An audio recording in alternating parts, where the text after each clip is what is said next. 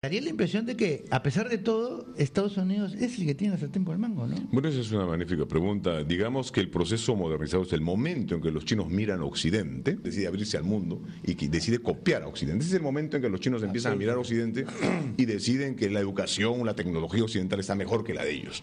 Ese es un primer punto. Un segundo punto es que, en efecto, toman las familias chinas y el gobierno chino como un paradigma enviar a sus jóvenes a estudiar a los Estados Unidos, para trasladar el conocimiento. Hasta ahí todo está bien. Reconoció el Fondo Monetario Internacional que el Producto Bruto Interno chino, que hoy es de 11 billones, el 2016 será de 19 billones. Y el Producto Bruto de los Estados Unidos para entonces, es decir, para el 2016, será de 18,8 billones. Producto Bruto Interno con una población 6 veces mayor. Exactamente. O sea, es correcto. En términos per cápita es un sexto todavía. Sí. Bueno, es que claro, son 1.300 millones de chinos, el per cápita chino del 2010 es de $4.000. Es decir, eso de que China se convierte en la primera potencia en 20, 30 o 40 años, no hay tal cosa. Con Estados Unidos, que está creciendo a 1,2 este año, si es que crece, ya se habla de depresión, China garantiza este año un crecimiento de 2 dígitos. Y un segundo tema es que la Academia Científica Norteamericana ha emitido un informe, indica que la transferencia del conocimiento científico Estados Unidos-China ya se produjo.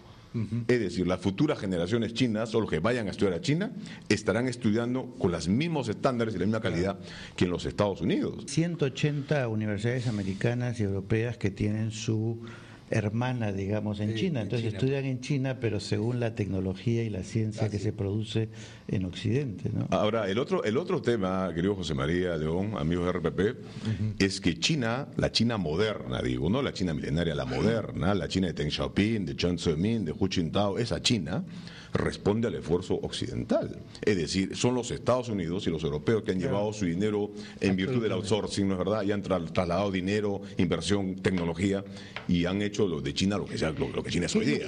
El otro día estaba viendo una película de futurista de ciencia ficción y el director decía tuve que elegir o construir una maqueta, no, dije Shanghái.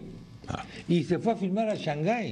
Y las escenas que hay como esta que tú has puesto acá en tu libro son absolutamente sorprendentes. Sin embargo, todavía tenemos una China rural, absolutamente primitiva, con arados y cosas así. ¿Esto es una contradicción o esto es una cosa armónica? Lo que tú has visto dentro de China. Querido José María, en China lo que hay todavía es una economía dual.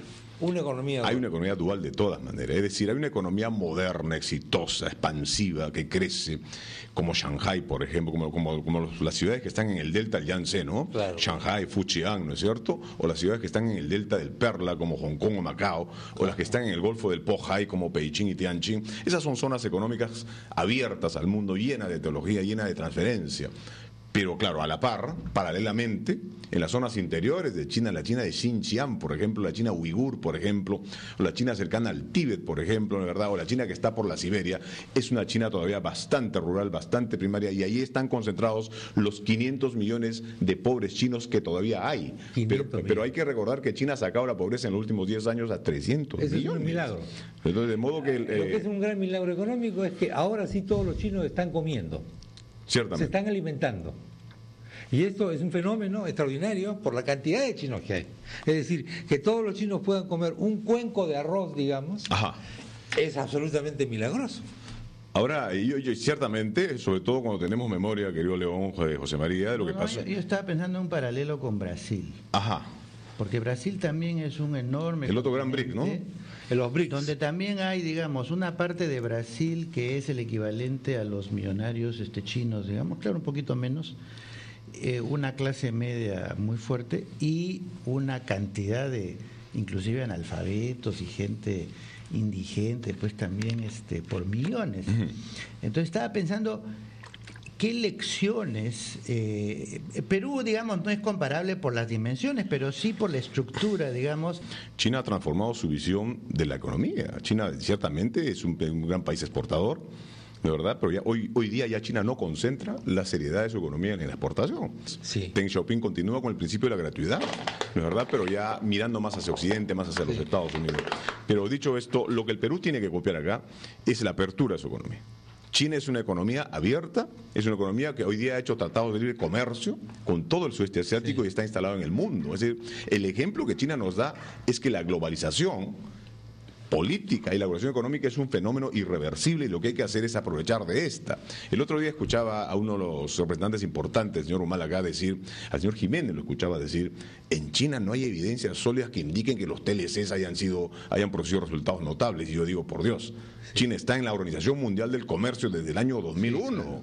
Sí, ahora, si bien es cierto, tú estás especializado en China, tu conocimiento de Asia debería permitirnos no solamente aprender de China, que tiene 1.300 millones de habitantes, sino también de países como Singapur o como Vietnam o como Camboya, que son más chicos, con menos población, que vienen de abajo, que vienen de ser tan o más pobres que los chinos y que empiezan a dar también saltos enormes y que probablemente tienen una geografía y una dimensión más parecida al Perú, ¿no es cierto? Por ejemplo, un ejemplo maravilloso de esto puede ser Taiwán. Taiwán es más chico que el Perú, por supuesto. Taiwán tiene el tamaño de Cajamarca.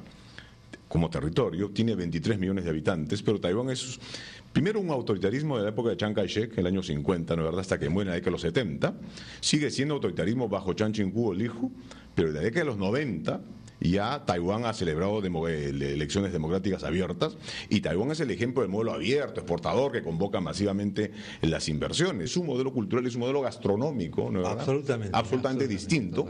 Yo creo que eso es esencial, ¿no?